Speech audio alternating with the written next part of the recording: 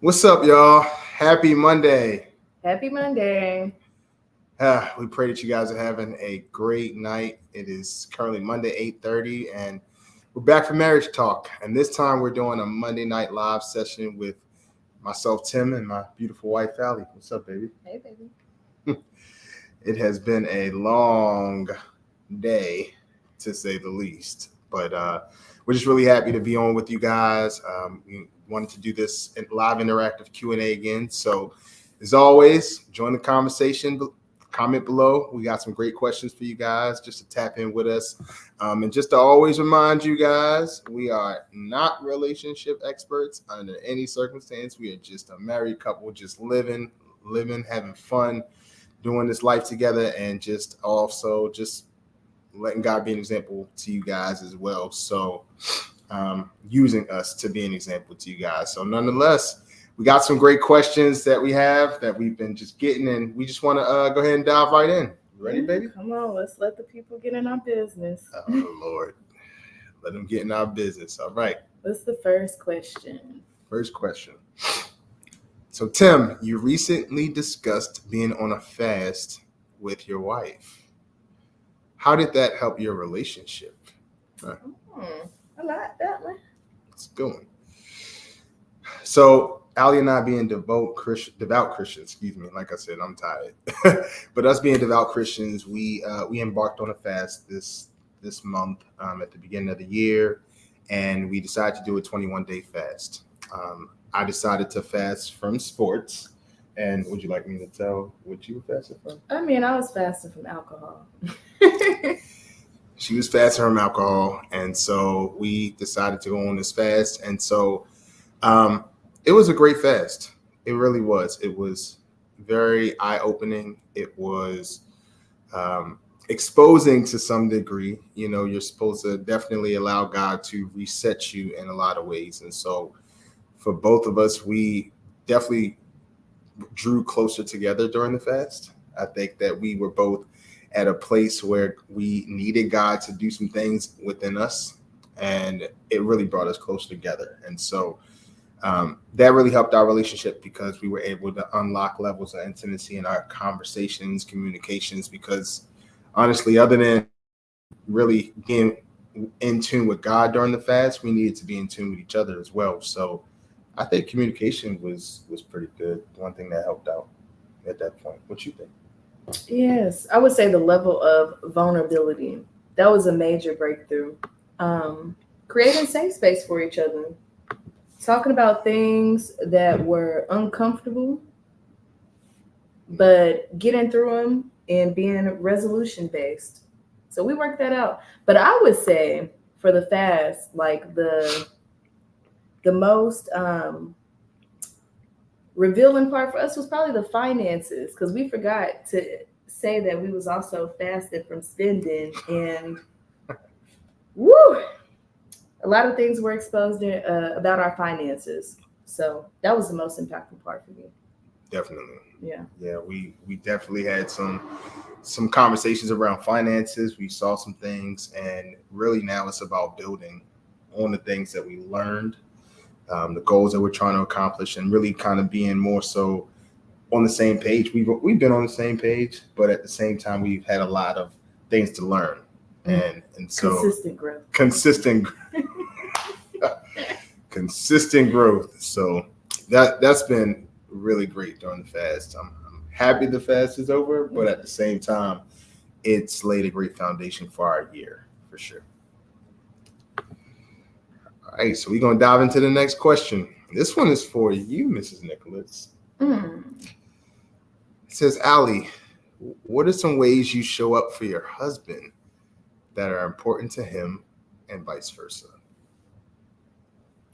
Jeez. Let me sit back on this one. Sheesh, I think I should have had a drink for this one. What are some ways I show up for you? A few of them I can't disclose on this little Facebook app, okay? But the ones that I can talk about, support. I believe whatever Tim wants to do, I'm here for it. And when he does it, I feel like I'm his biggest cheerleader. I'd be like, go, baby. even on things that I'm a little hesitant about. I What be you trying to what you see be hesitant about? the bigger picture. What you be hesitant about? I'm curious. Oh, we'll pray about it. Okay. But other ways that I'm there. I'm learning with Tim too. It's the little things. Men like little things too. I think we talked about this before, like laying out his clothes so he could shower before he gets home, making sure food and stuff is done. I try to do this most days and not always successful.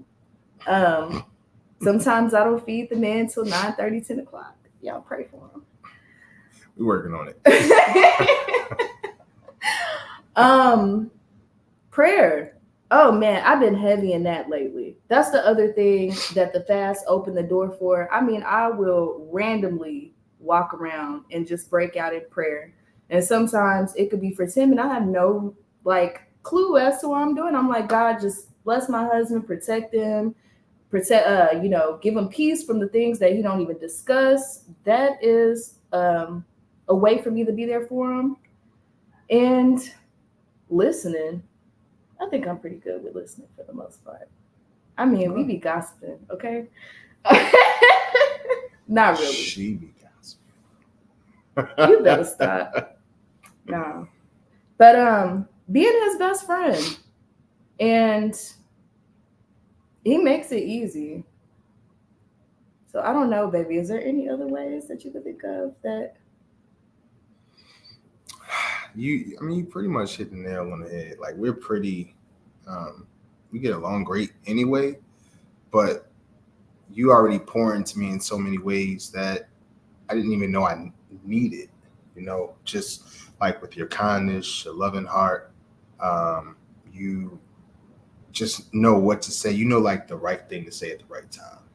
Like seriously, believe it or not, that's a very underrated thing for me.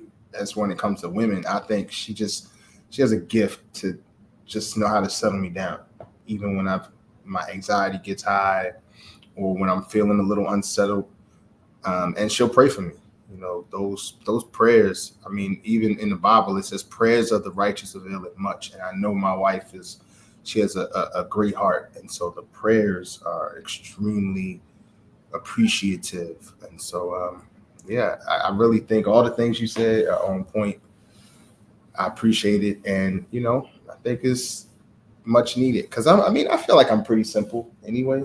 I mean, as far as life itself, You are pretty simple, baby. I have my moments. Yeah, you don't I got my require moments. a lot. You low maintenance.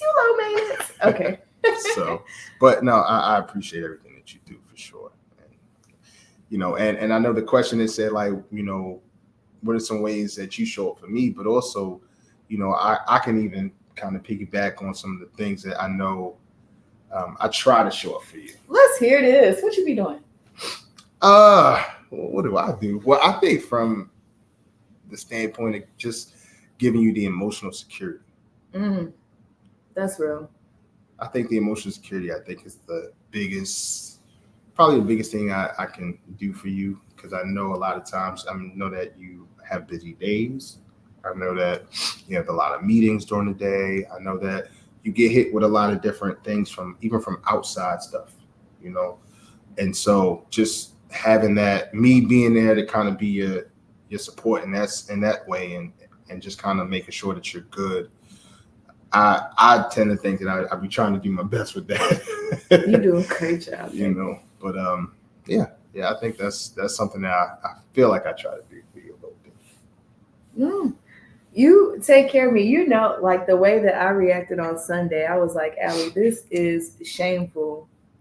What you talking about?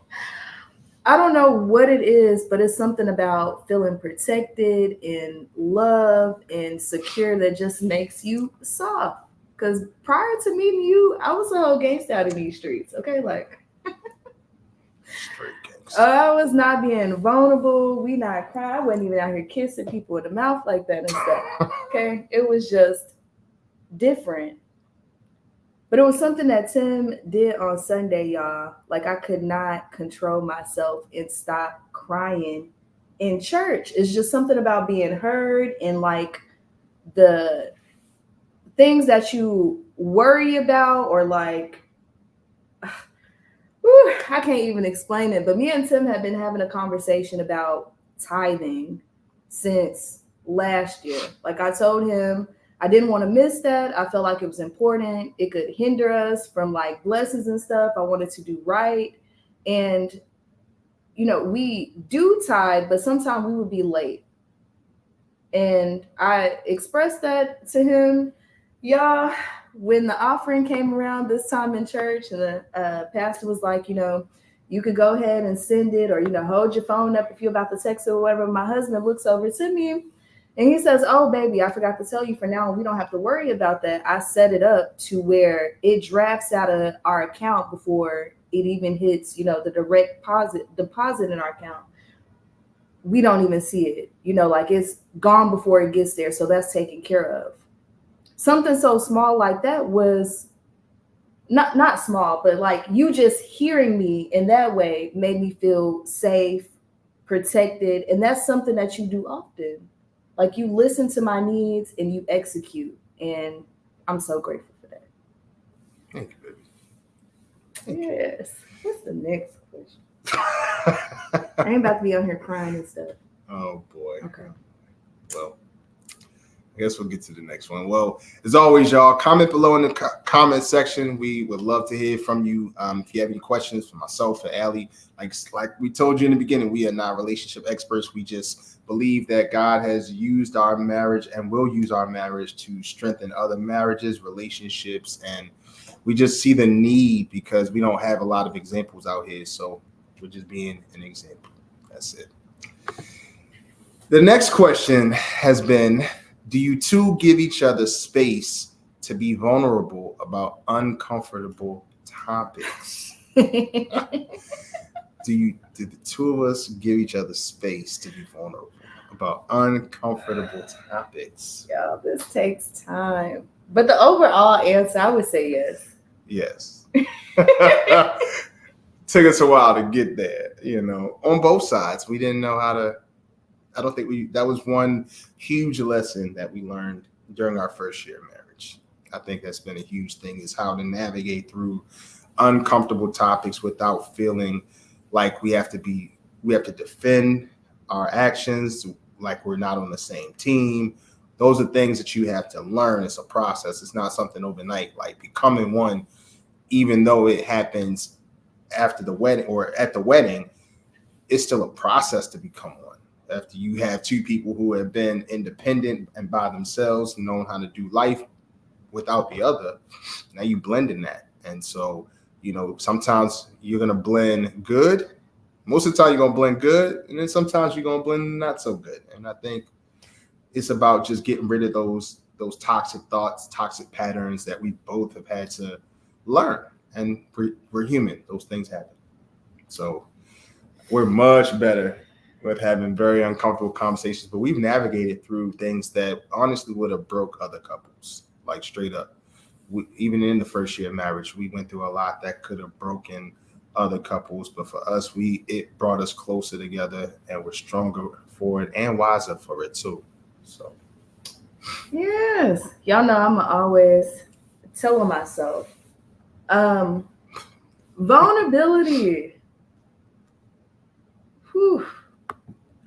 I recently had to be completely vulnerable with my husband and let him know that was hard for me, especially to be vulnerable in a soft way, because I didn't want to feel like that I could potentially be taken advantage of. And so it requires trust. That's the other part too. It requires a lot of trust. And he reassured me that will never be the case. So, soft girl era. Initiated. Oh yeah, absolutely. What I also just kind of equated it to, and I understood her fear wholeheartedly. I understand, and men, that's another thing. Sometimes you got to just hear your woman's heart. Okay. She told me that she did not want to be taken advantage of. She felt like, hey, I got to protect myself And I'm pretty sure she's had those experiences in the past where people have tried to or have taken advantage of her. And so it was my job and my opportunity to say, that's not the case with me. You know, if you come from a feminine place, be safe with me, because I already put myself out there as well in a safe space where I'm vulnerable and transparent and all those things. So, you know, we're both putting ourselves out there at risk. That's what vulnerability is. But the trust part is, if I lean back, will you catch me? And that's exactly what we do, is we truly do catch one another, you know, when we're vulnerable with one another. It actually makes me feel even safer when she can live in her soft girl era, her feminine era, and everything like that, because masculine and femininity are they supposed to go together. Her being feminine is supposed to go with my masculinity, but I have soft masculine skills that I need to be able to implement with her to make sure I'm connecting with her in that aspect too. So I appreciate you for taking those steps to, you know, being more soft and more gentle, even though you're already like a soft butterfly anyway. You already. Well, I appreciate you for not using those vulnerabilities like against me. That's the other thing too. I know that the things that I share with you are safe.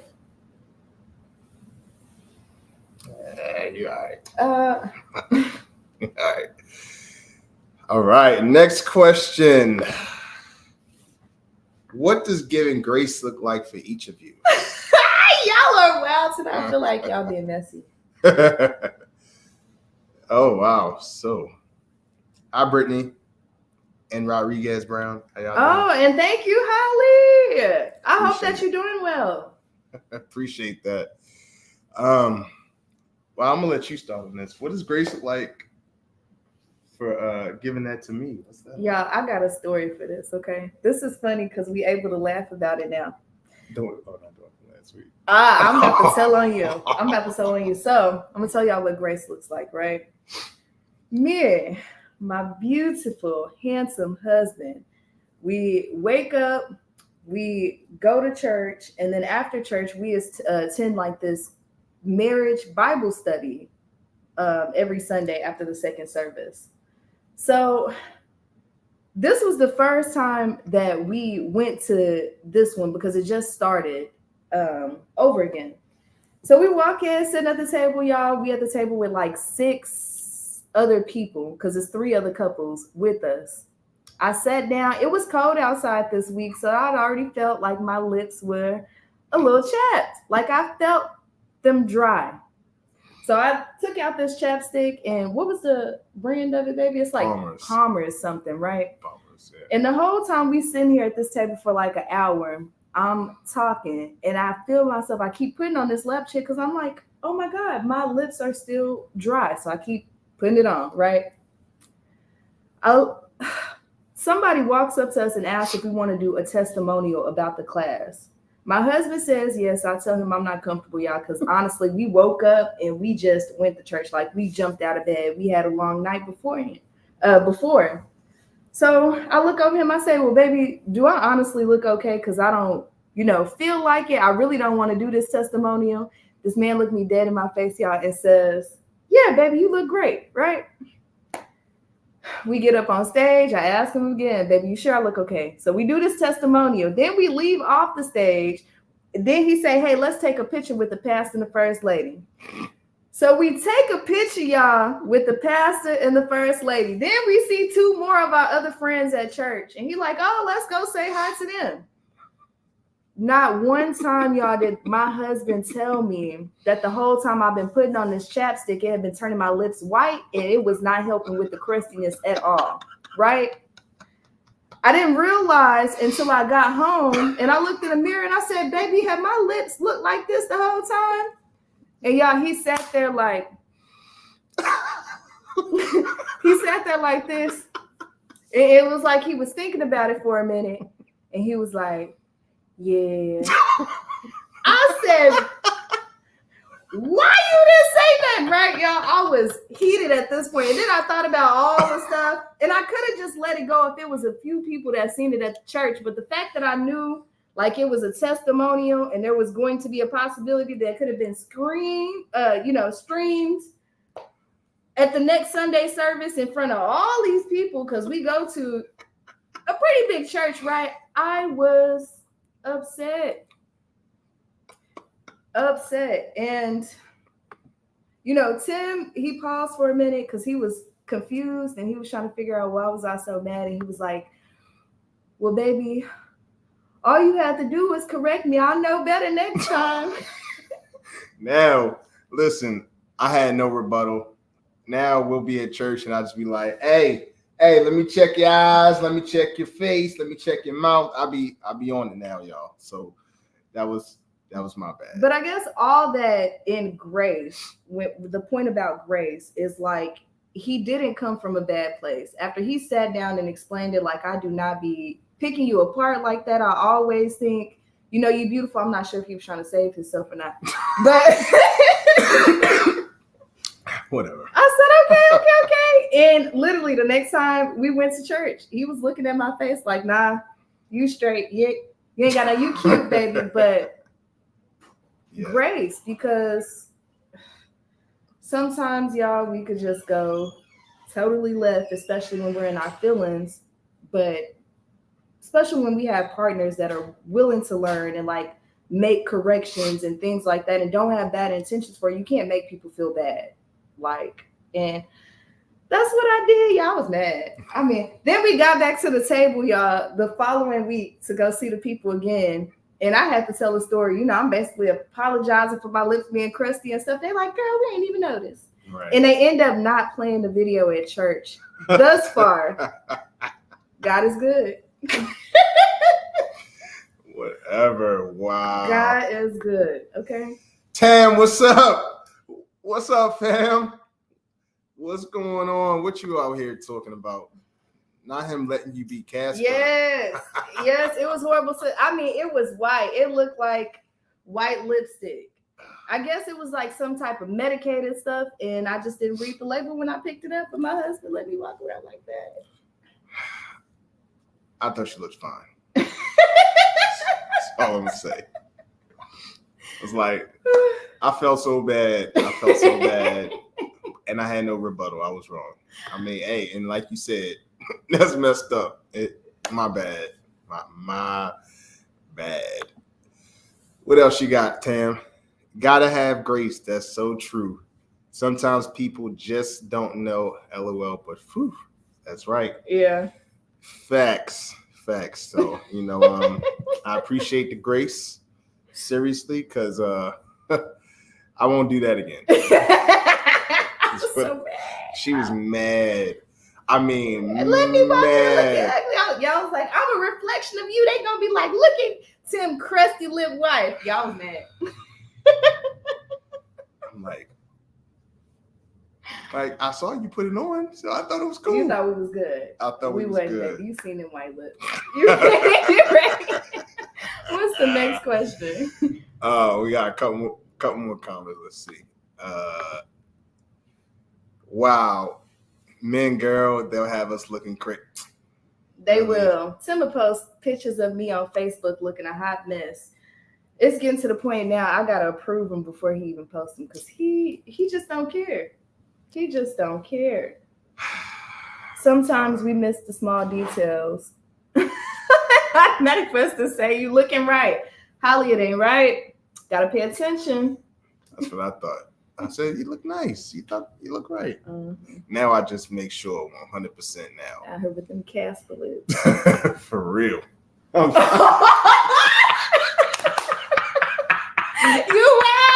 You wild. Okay, baby. Okay. Jennifer, good evening. How you doing? Good to see you. We are doing great. Hope you are doing well as well, our friend. Tam said, don't agree. You know I'm a savage. It was a joke. Mm-hmm. All right, y'all. Let's see. The next question. What are you guys not compatible on? Now, which one of y'all asked this question? Y'all choosing violence on a Monday. Not compatible? Food. This man don't eat nothing but seafood. That's a lie. I eat more than seafood. Okay. I've been introduced to different cuisines and different things that Ally has cooked, like palm butter, for example. Like this African palm butter, it's amazing. Mm-hmm. I had that 2 nights in a row last week, didn't I? Mm-hmm. And it was good both days. Okay. That was different. It bothers the heck out of me that he smells everything before he eat it, y'all. It's so weird. It's so weird. And the kids do it too. Like Mm. Kaden will do it. Yeah. That I don't think we compatible on hobbies either. Cause you like sports. I'm more like books and nature. Tim not really a nature person. Listen, we went to the reservoir one time, and I was so ready to come home within like 30 minutes. We walked for like maybe 30 minutes, The and I was like, preserves. I'm the out there preserves, like yeah. twirling and happy to be in nature, and look at the trees, baby, isn't that pretty? And he like, yeah. I'm like, man, it's too much pollen. You ready to go home? But we'll go back. We'll try again though. Uh-huh. Even though we're not compatible, like even though she doesn't necessarily watch sports, or I'm not a huge reader. Yeah, I love my books. I be trying to tell him facts about it. She does. And sometimes he's there, sometimes he's like, oh, okay, Ally, cool. Yeah, I ain't gonna lie. Sometimes I'd be like, okay, are we done yet? No. Yeah, it is. It's okay. It's okay. You don't gotta read no Harry Potter. Yeah, I'm not now listen, I'm not reading Harry Potter. Now, but she's the one thing I will say is, even though I'm not a huge reader, I'm starting to read more. I even read on my lunch break today. I read the speaker book she got me. So she got me the speaker books. I'm trying to really hone into my craft and all those things. She got me this book last week, and I said I'm gonna dive right into it. So I did read during my lunch break, and I'm planning on reading again on my lunch break. So some of the things that she does, I'm starting to adopt. So even though we're not compatible on those things, I can still come into her world a little bit, for sure. Yeah, I told him, y'all, I was gonna start trying to watch sports. But see, he don't want me asking him a whole bunch of questions, and I need to understand. I don't know what all this stuff is, especially when we're watching football, all these men just running around and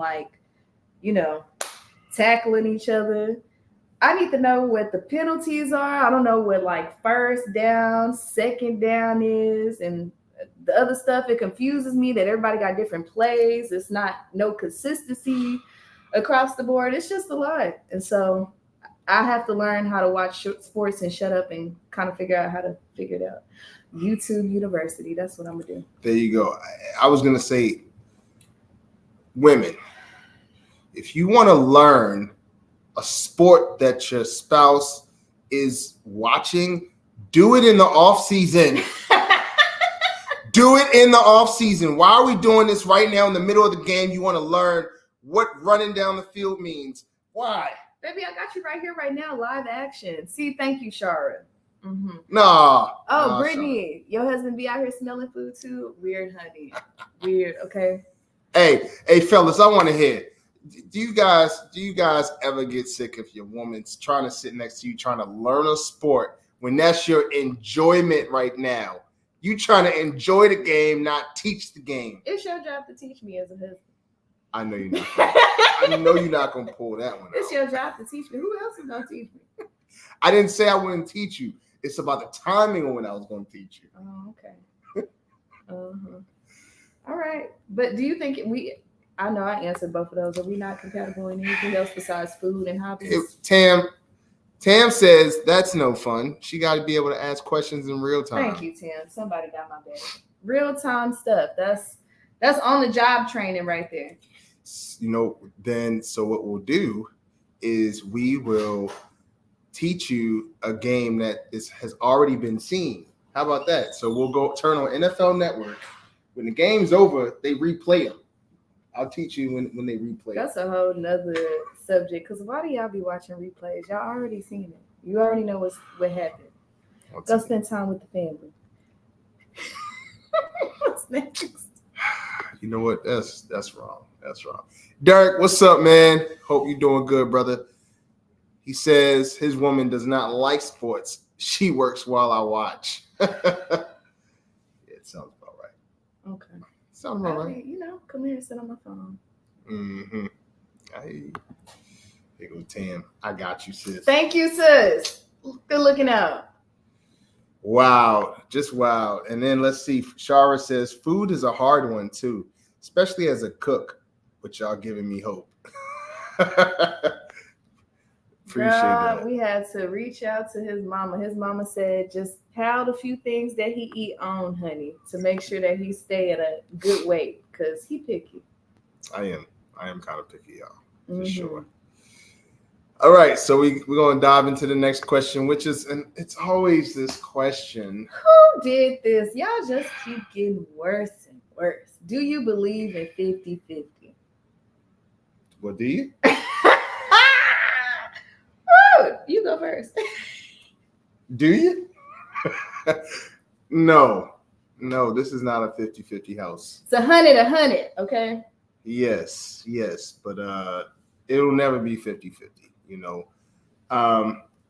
As a man, I just strive to provide. Simple as that. That is what my job as a man is to do, is to provide. Thank you, baby. So this is a very easy question. I think we have complicated it due to selfishness. Simple as that.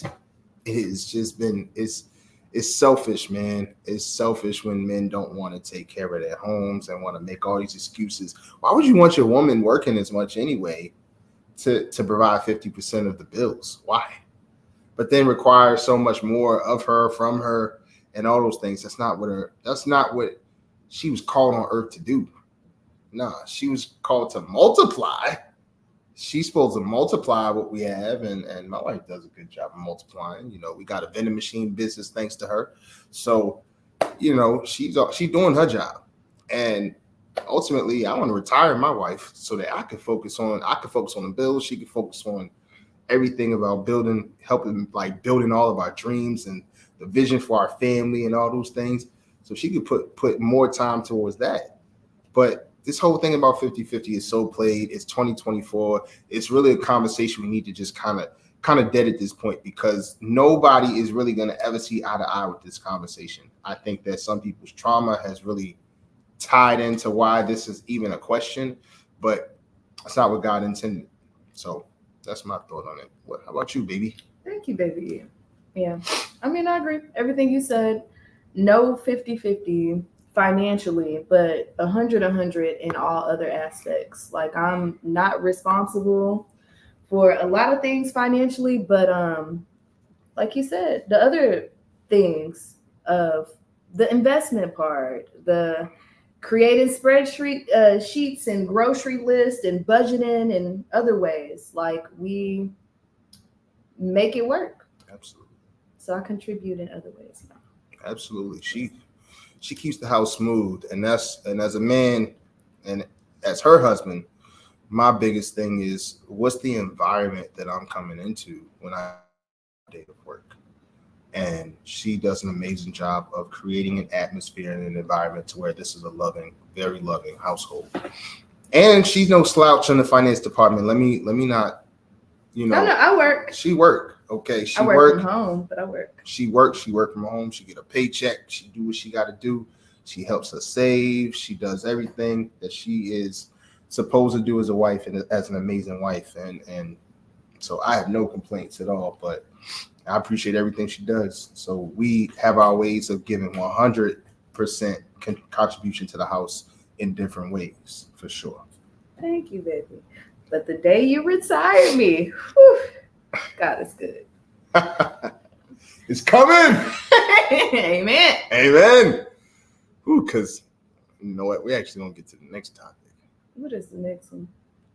Well, actually, wait a minute. Let's see. We got some comments here. We're gonna see what your comments are, guys. So let's see. Tam says, "It wasn't me, but I know the answer." What are we talking about? I don't remember.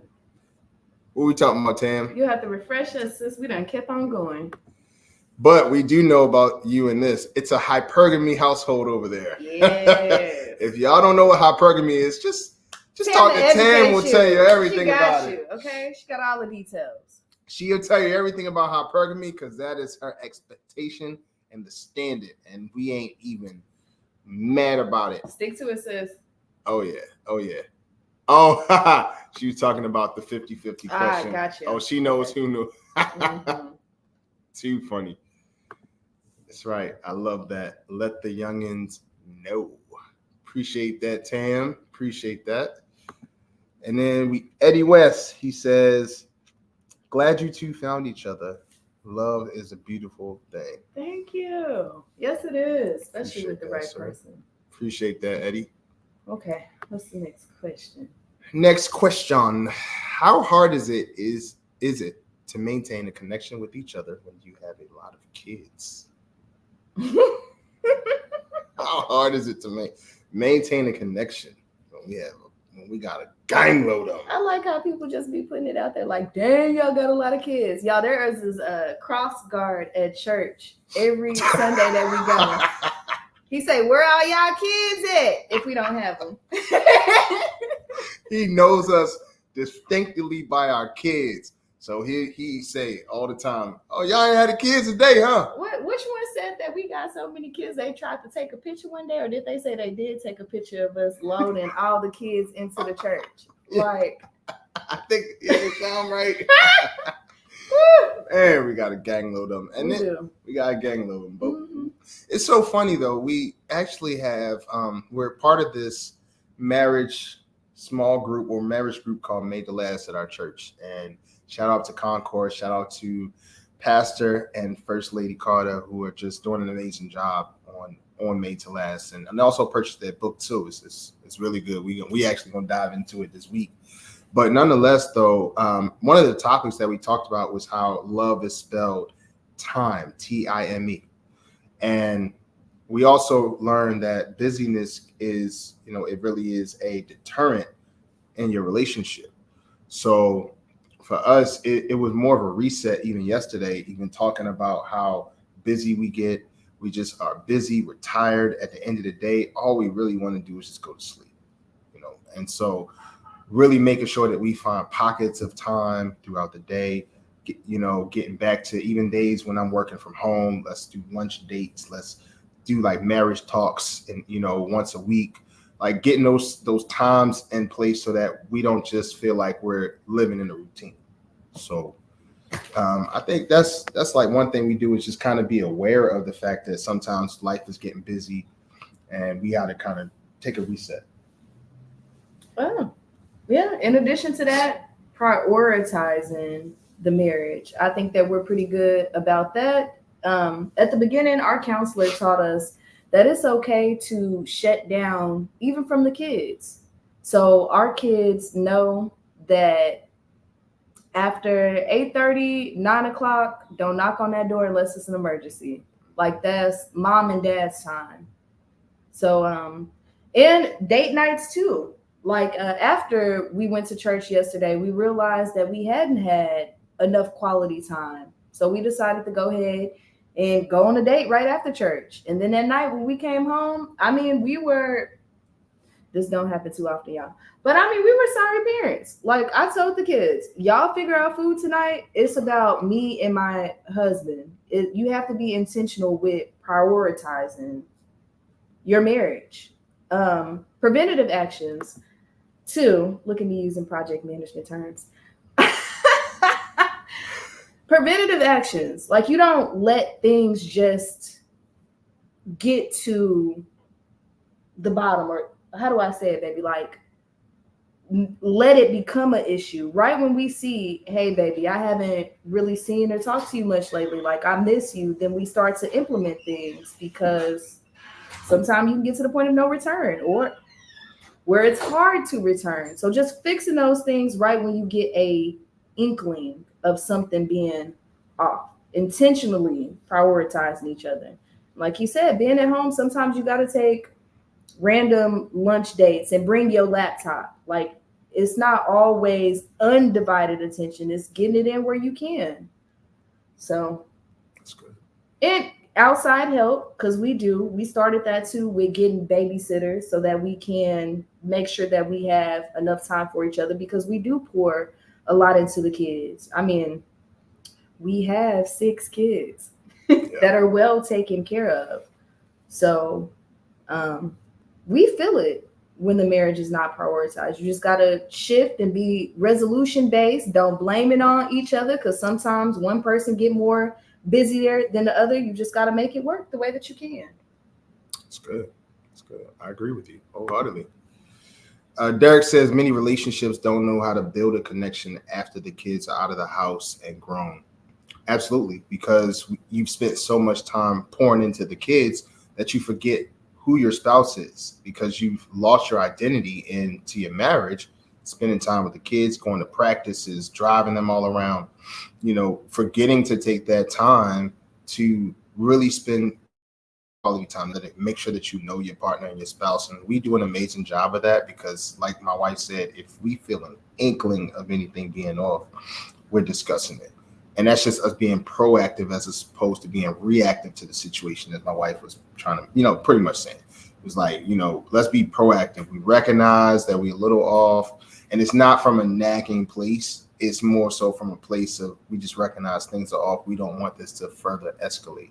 So just, you got to understand the temperature of your own relationship, your own marriage, to make sure that, to keep things on track, you got to make sure you had the communication in place. And you're going to get off track sometimes. Like she said, we both have our times where we're busier than the other, and so we have to just make sure that we're communicating those things. And it's times like, prime example, my wife, she's currently into the Facebook engagement, right?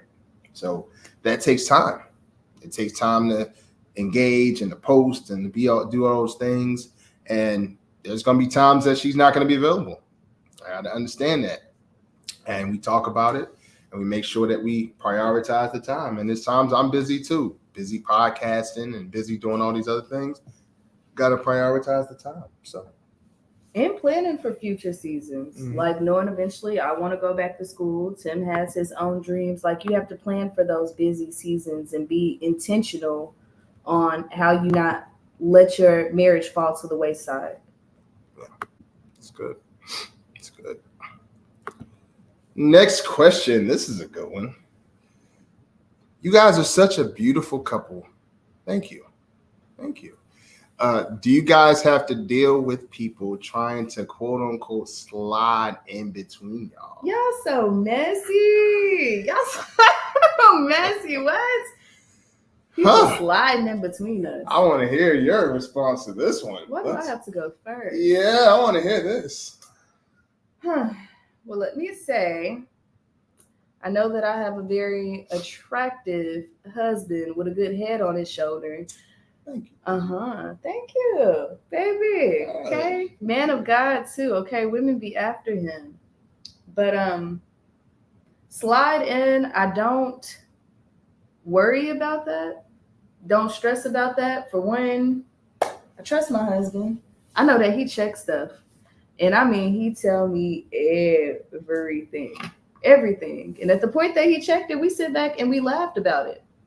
Now, don't get it twisted, because if it ever comes to a point where he ain't been able to, he done checked it and it didn't, get checked because the other person just don't get it, I'm going to repent. That's all I'm going to say. But, no, I mean, I don't worry about people trying to slide in. Honestly, it's sad that anybody would do that knowing he's married. So my trust in my husband, the one that I have the promise to, like the one that I'm obligated, or he's obligated to me to do right, I don't worry about that. Yeah. Thank you, baby. First of all, thank you for trusting me. I wouldn't do anything to jeopardize the trust with this lady anyway. And she wouldn't do the same thing with me as well. I trust her wholeheartedly. So I know, just like she graciously complimented me, she is a very beautiful, attractive, smart, intelligent, educated woman. And any man would be lucky to have her. I am lucky to have her and blessed to have her. So, of course, if I recognize all of these different qualities and traits and characteristics in my wife, there's plenty of other men who will see the same thing. And I have no problem with you admiring from afar. I don't mind because it is what it is. It's when you become disrespectful and come on the other side and the DMs come in and everything. And I'm not the type to police any of that stuff because I trust my wife. But like she said, I'm of the same thought. If it goes a little bit farther, if after that initial rejection or after that conversation has been had, because she checks things off the bat quick. Oh, Okay. she'll check the back. She will check you. She will block you. She'll tell me about it. I mean, everything. But when it gets to the next level, that's when, I got to put my protective shield on. And nobody really will want that. It's just not even no point in trying. So, but yeah, I mean, it happens. I mean, it's gonna happen. It's probably gonna happen in every relationship where you're gonna be tested in that way. And I tell people all the time, yes, it's beautiful, attractive people out here in the world. The key is not to be attracted to them. So I should only be attracted to one person in life, and that's my wife, and I am. This is the one I continuously draw close to. So that's how you got to treat your marriage and just not give the enemy of just even an inkling. So, if you had those conversations or them DMs are popping and stuff, nip it in the bud by, first of all, telling your spouse, because you just never want anything to come up and the perception of you looking bad because they didn't say anything, it could be even worse. So. Last point, I mean, I don't get that people in general don't understand is like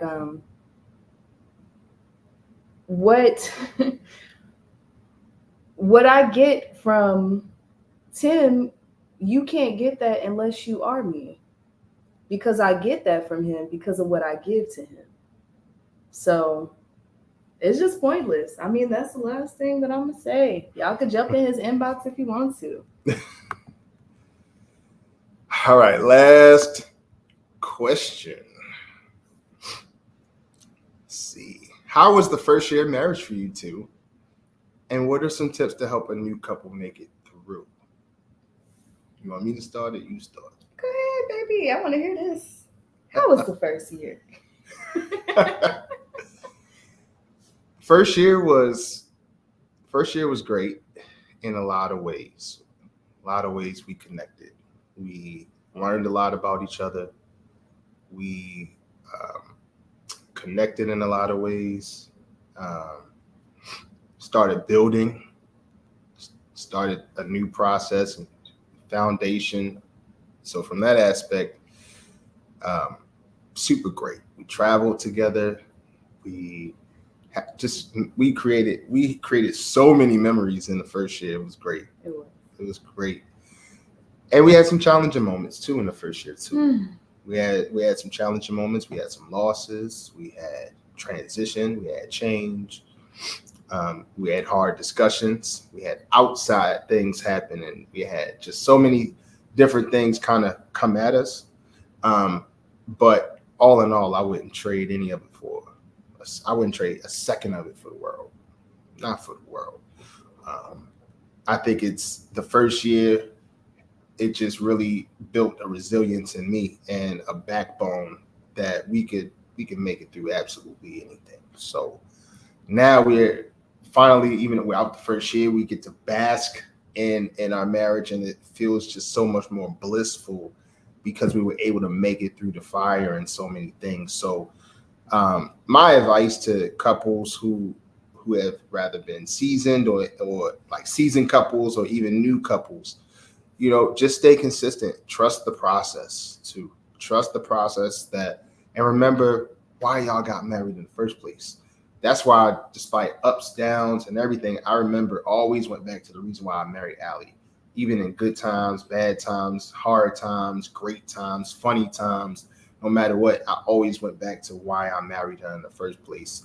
And, all of those reasons why I married her, to build, to love, to honor, to really build something great with her, always stayed intact no matter what. So, continue to stay consistent, grow individually.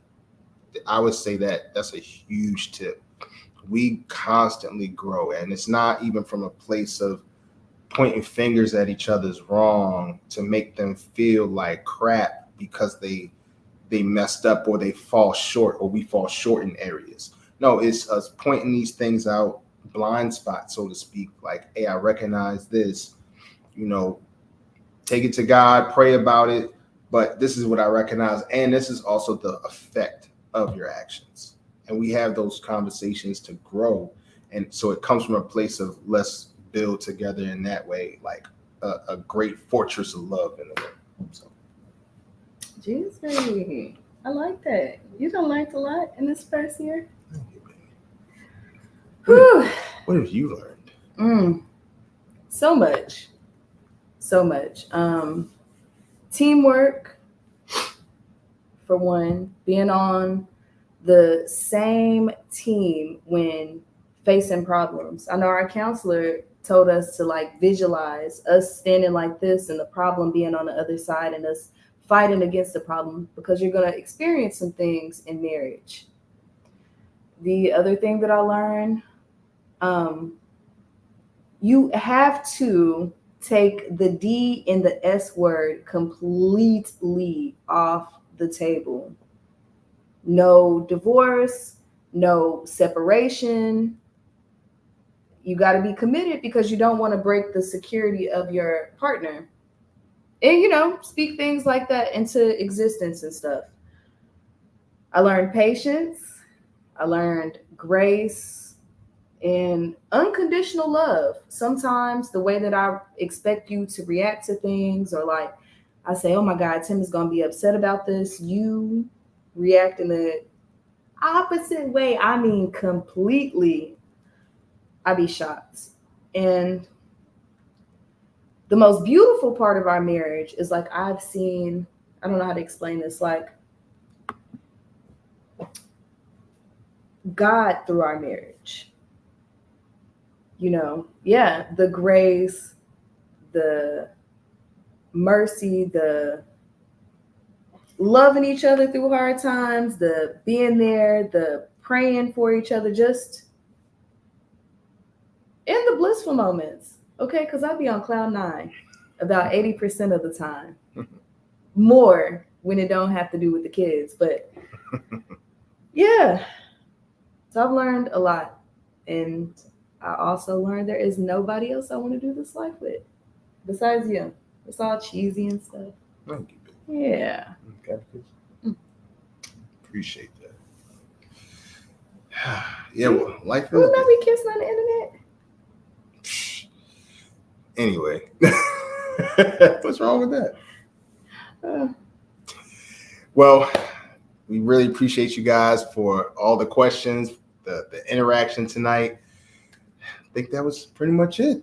Oh, it wasn't too bad. Y'all did us right tonight. Wasn't too bad. Always nervous about the question answer request. Yeah, but I think we did good. I think everything was good. So, you got any final thoughts?